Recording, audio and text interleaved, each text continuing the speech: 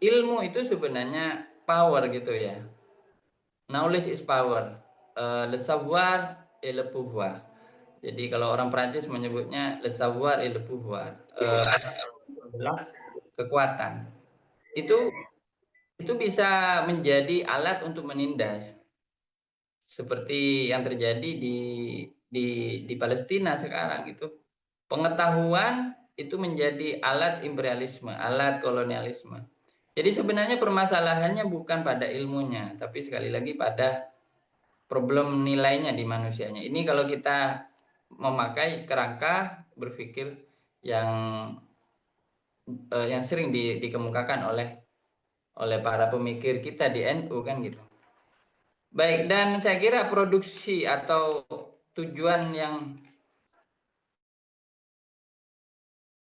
jelas yang terdekat yang kelihatan hasilnya dari sistem pendidikan NU dan kultur pendidikan NU seperti ini adalah melahirkan para ulama atau kader-kader ulama.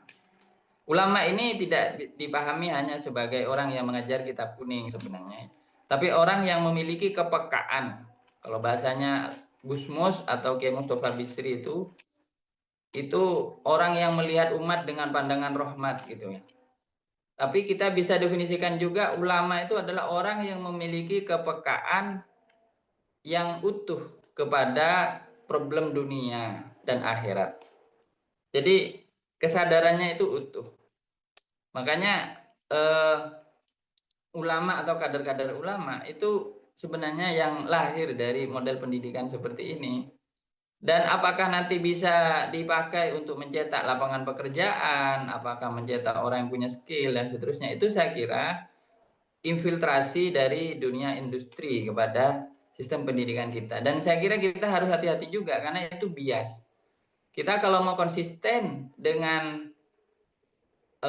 blueprint ya pendidikan NU itu ya satu-satunya opsinya yang melahirkan para ulama dan kader ulama.